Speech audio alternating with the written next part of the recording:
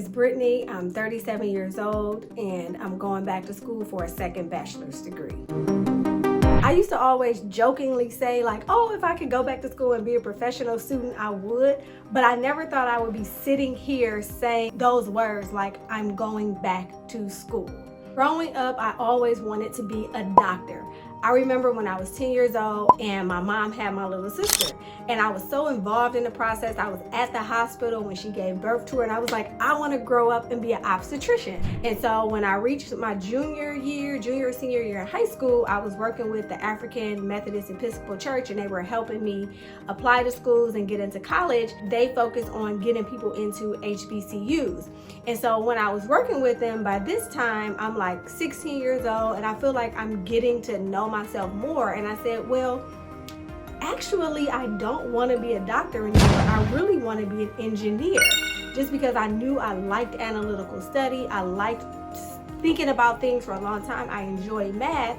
And they were like, no, you have to be a doctor. They were like, we need more Black doctors. And plus, engineers, they don't even really talk to people. They just work in silence. And you like people, right? I'm like, yeah, I like people.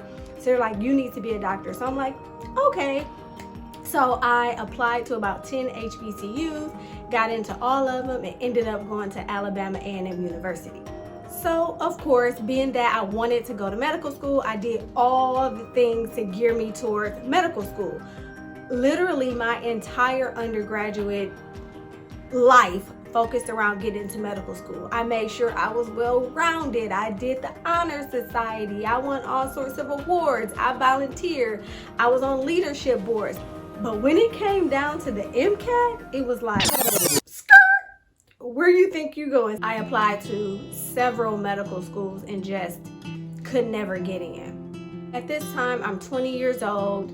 What was I going to do, since this thing, medical school, that I had planned on my entire life just was not going to be attainable? So I had to really spend a lot of time reflecting and thinking about what I actually was going to do when I graduated. I knew that I didn't want to go take my biology degree and just be a biology teacher. I'm like, that's not going to happen. So I remember I did a summer program at the University of Chicago, and I took a health disparity seminar, and it was taught by a Dr. Monica Vella. And for the first time, I had heard about health disparities and health inequities, and how based on your socioeconomic status, you may get treated differently in a healthcare system. And so because I was really interested in this topic, I started looking at how can I take my career in a path that kind of helps advocate for people who can't advocate for themselves, and kind of change the healthcare system. And so I learned about public health. So I decided to apply to public health school and ended up getting into the University of Illinois at Chicago. I graduated with my Master of Public Health degree. So at this point, I'm 22 years old. I have a biology degree. I have a Master of Public Health degree. And I spent a year looking for jobs. It just blew my mind, because I was thinking that here I am with 2 degrees. I'm gonna get out. I'm gonna find a good job. I'm gonna be like, yeah, making 6 figures. Fail. I was so wrong. The very first job, after searching for a year, the very first job that I found was paying me $38,000 a year. So here I am with 2 degrees, having to work a job where I have to also work part-time at the grocery store just to make a decent living. Don't get me wrong, my public health degree, through it, I had some great jobs. I was a public health program accreditor in Washington, D.C.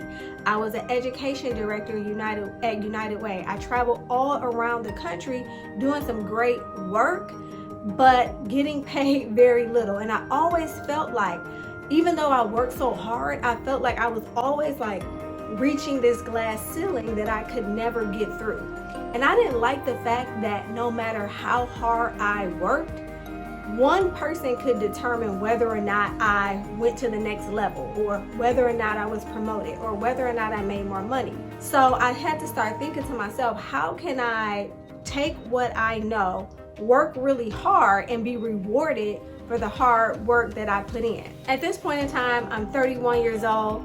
I was living in Miami at the time when I was working at United Way. That led me to quit my public health jobs, my jobs working in nonprofits, and become a real estate agent and search for an entrepreneurial career. And that's when I started my entrepreneurial journey. I packed up all my things, moved to Atlanta with what I had in my savings account, and just lived off my savings and studied to become a real estate agent. Ended up passing the test and worked at Keller Williams in town, Atlanta, as a real estate agent. Real estate was not as easy as I thought. It was not only was I unaware that, hey, because it's your business, you pay for all the business expenses, everything you need. Oh, and by the way, there's a very high failure rate. These were things that I had no idea of. And honestly, I kind of feel like sometimes it's kind of masked from people. Let me tell you a story. So when I was working at Keller Williams, there was one of the administrators there who said, oh my goodness, all our top agents, they have this certain personality type. And we have a test to where you can take it and determine if you also have that personality type. Because that's, if you do, that means like you're going to be a really good agent. So I take this test and I'm like, okay, how long does it take to get the results? She's like, oh, like a day, I'll tell you. Well, I kept following up with her and she just kept blowing me off. And I thought it was strange because she was not a person that forgot stuff. So I was like, something must be weird. I didn't test, in the way that would say, hey, you're going to be a good agent. A whole year went by with me being at the agency and I sold 2 homes and made about $4,000. Needless to say, I went broke. So here's my attempt to become an entrepreneur, make more money, finally break through the 6-figure glass ceiling, and it fails. So at the end of 2018, I was totally flat broke, savings account drained, needing to move back home. I was applying for jobs. The very first job that I found was as a bank teller at Comerica Bank. So here I am, I'm 32 years old with a bachelor's degree, a master's degree, living at home, working a job, making about $17 an hour, a job that only requires a high school diploma. Oddly enough, when I moved back home, I was still so determined to become a real estate agent, even though I had failed and pretty much lost everything. I was like, no, I'm not giving up on it. So in addition to working at the bank, I was working part-time as a real estate agent here in the Metro Detroit area. So I eventually ended up joining Keller Williams again, locally here where I am, and I wanted to join a team. So the team leader said, hey, we have an assessment. It tells me if you're a good fit, what kind of agent, if you would be good as an agent, take the assessment. So I said, okay. And remember, I had took that assessment when I was in Atlanta, but they never told me the results. This time, my team leader was so kind. He shared the results with me. I was like, unbelievable what the results of this assessment said. I was a total, basically mismatch as an agent. That was so devastating. Something that I've dedicated so much time to, have essentially lost everything for, in the search of being like, I want to be an entrepreneur. I want to actually earn what I am worth, earn what I'm capable of. And then I see, looking here at the paper, based on a very good assessment of who you are, that this is not a good fit. And honestly, what led me to this point here, getting a second bachelor's degree. But I had to finally say, you have to give up real estate. It's done. It's almost like a person who buys a stock and it like tanks. And they're like, no, I'm not going to sell it because it's going to go up. I'm not going to sell it. And it like never goes up. And they just keep losing money, keep losing money, keep losing money. So I had to move on and close that chapter of my life. As you fade away. So it's the beginning of 2023. I had just had my 36th birthday and I had even got a promotion at the bank. So I went from being a teller to a banker and I made a whopping $1 raise. Even though I was grateful, I was like, look, this is not for me. This is not going to be long term, because I looked at the women who had been at the bank for 20, 25, 30 years, and I was like, I will not have a miserable life. This will not be me where I look back and have so many regrets because I didn't take the risk that I wanted to take or do the things I wanted to do. So I just prayed like, God, please do not let this be my life. I created a vision board, and on that vision board, I took a picture of the bank and I put it on my vision board, and I literally wrote, I am so happy and grateful now that I have resigned in December of 2023. I didn't know how it would happen, but I just knew I did not want to be in this same place, down this path to nowhere where I felt like it was a dead end for the rest of my life. So here I am thinking about, what am I gonna do now? Yet again, I knew I was not interested in public health anymore because I felt like I was so limited in what I could do. And I knew at the same time that I had a lot of software ideas. I had a lot of things in me that I wanted to develop, a lot of good ideas that I felt like I can make the world better with my ideas that I have. And so I knew that unlike my bachelor's degree that I did in biology, where I was listening to other people who said, hey, go be a doctor, when myself, I knew I wanted to be an engineer or do something more analytical, but I didn't listen to myself.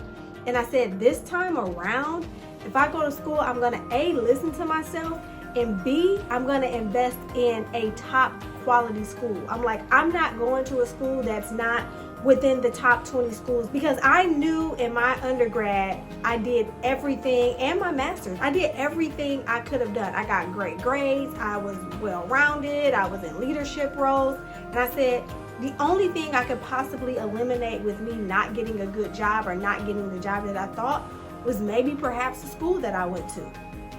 So I said, this time around, I'm gonna change the one variable that was out of my control. So this time around, I said, I'm gonna apply to a good school. So in my research, I ended up finding only 2 top schools really that allowed you to come back and get a second bachelor's degree.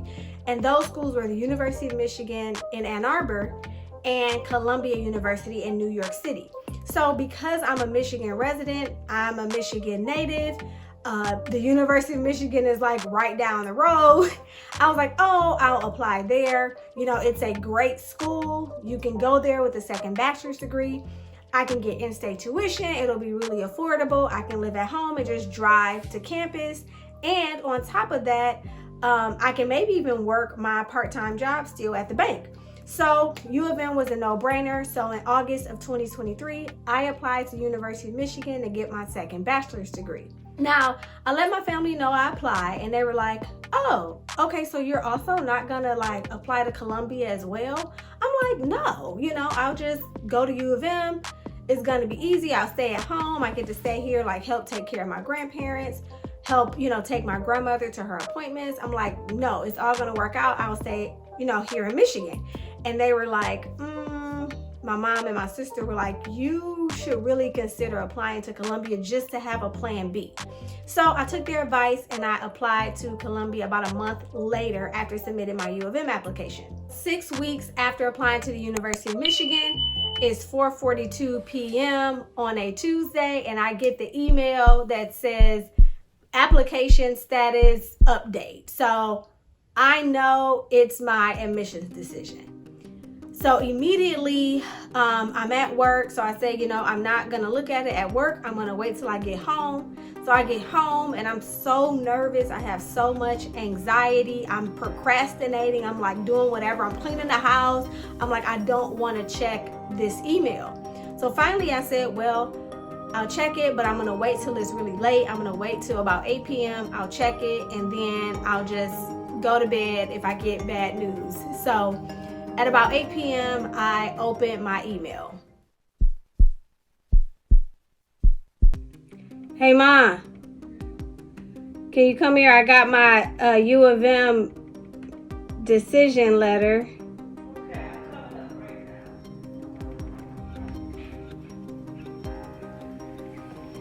now. So I got my, U of M sent me the email today. Okay, your University of Michigan application status has been updated.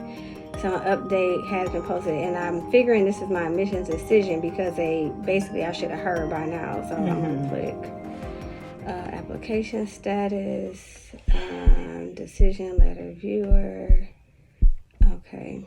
Dear Brittney, thank you for your application requesting admission to the College of Literature, Science, and the Arts, LSA, to pursue a second degree. After careful consideration of your academic credentials, we regret that we are not able to offer you a place in LSA for winter 2024. Really? Wow. Cannot believe that. With your credentials. Okay, it says applicants must pursue an academic program significantly different from that of the first baccalaureate degree. Well, Wow. didn't get in there. Yeah. Sorry to hear that. That's too bad. Now I'm kind of wondering, like, basically, like, am I even going to get into Columbia? I'm like, if U of M didn't accept me, how would, Columbia? You never know. You never know. I was rejected.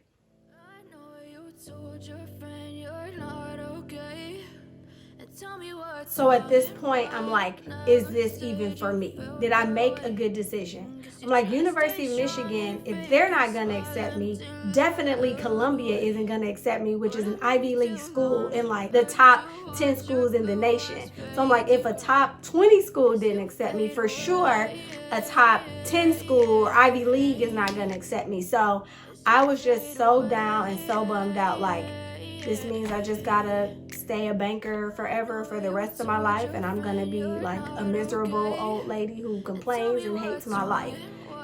I was devastated. So it's the very next day, not even 24 hours later, and I get an email from Columbia.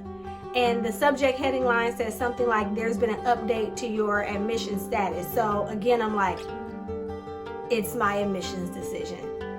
Again, the nerves fly because at this point, I'm like, this is my last hope. This is it.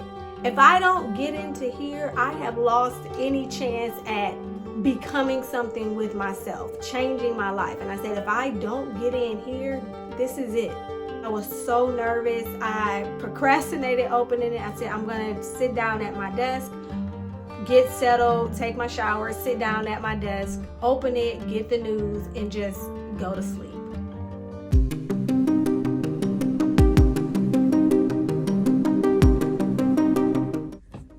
Hey, Ma. Is Dad down there?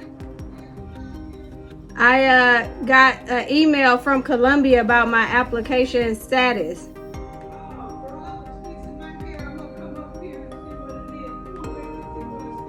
Yeah, let's see.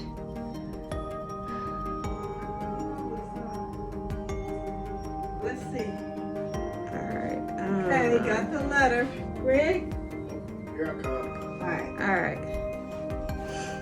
Okay. So it says important your application status Columbia University. So let me click. I can't even see it. Dear Brittney, please note that an update has been made to your application. All right, let's see. Okay, decision letter. All right, dear Brittney, on behalf of Dean Lisa Rose and Metch and the Committee on Admissions, I want to congratulate you on your admission to the School of General Studies of Columbia University. Wow! Man, you got in Columbia. Oh my goodness. That is God, Brett.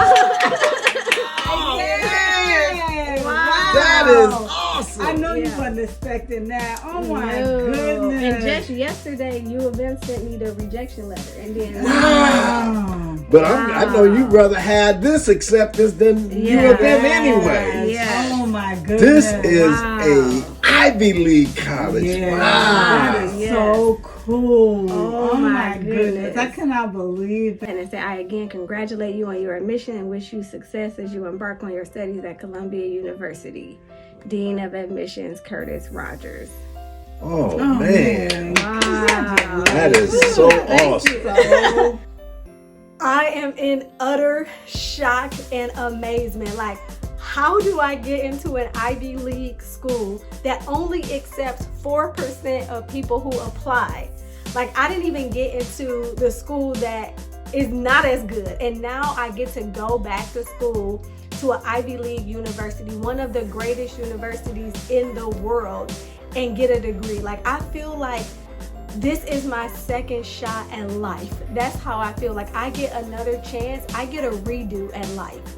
And I'm like, I'm gonna do this with no regrets. I'm not making any mistakes. I'm listening to myself and I'm doing what's best for me. So yeah, the journey begins. I'm Brittney, I'm 37 years old, and I'm gonna be a student at Columbia University in New York City, getting my second bachelor's degree.